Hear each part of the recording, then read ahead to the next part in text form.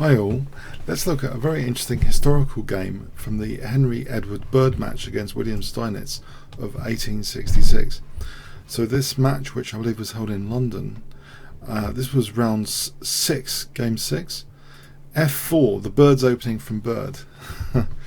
So we have e5, a very aggressive gambit, and it's accepted. Bishop takes d6, knight f3, knight f6. The move nowadays is the super aggressive g5, by the way. So knight f6 though here seems pretty logical in its own right. d4. It's actually preferred to play e3 nowadays as well. This is interesting. For example, there's a sharp line which goes like this, which is thought to be about even. So anyway, d4, knight c6. Black has a very aggressive plan here already. He's not committing to castling kingside. He actually is preparing to castle queenside. So Wilhelm Steinitz wanting to play for queenside castling here. e3. Now we have queen d7, and you might think, isn't there a visual downside to this? Isn't it allowing doubling of the pawns here? That is actually played, but it also gives up, of course, a potentially dangerous dark square bishop now without a counterpart. By giving out that dark square bishop, this not only has some dynamic g-file properties, but yeah, white needs to be a little bit more careful on dark squares. Bishop b5, as though d5 is a concern, but guess what Steinitz plays in this position? If I give you 5 seconds to pause the video. Black to play.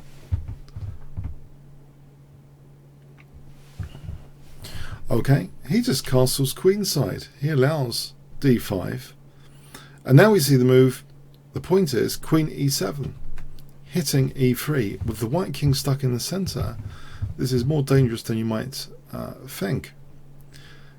Bishop takes c6 was played here.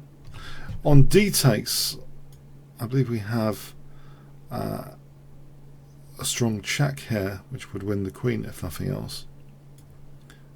So that was avoided. With bishop takes c6. Sensible also perhaps is queen e2 to consider, just to hold e3. In this position, knight b4 hitting d5, knight c3, bishop e5. Black should be okay, in fact. Black should have a small edge here in this kind of continuation. So anyway, bishop takes c6. So we have black to play here. Queen takes e3 check. And now we start to see some of the mortal dangers around white's king. If king f1, bishop takes, queen takes, check here is very dangerous, because actually black can just take that rook and have a big advantage in this position. So that's not entirely good. If we rewind that. So here actually queen e2 was played, but now we have queen check. Now if king f2 in this position, then again taking on h1, this is going to be good for black. Yeah, he's going to take that bishop after. So we have queen d1 instead. But now, can you guess what black plays in this position to pursue the attack? I'll give you 5 seconds to pause the video. What would you play with black? The first world chess champion, Wilhelm Steinitz, played rook d8 check, offering the rook here. That was taken. Rook takes check, king f2. Now we have queen e3 check. Very dangerous for the white king here, king f1. Bishop takes f3. Now if queen takes f3, then there's simply queen e1, checkmate, because these guys haven't got out of the box yet. So g takes f3 was played. And now Black to play, what would you play in this position? If I give you 5 seconds. Again, starting from now. Okay. Bishop c5, simply threatening mate on f2. King g2. And now rook g8 check, and the game ended here. White's getting mated. If he goes back, of course, then there's queen f2. And if he goes forward, actually there's queen h6 checkmate.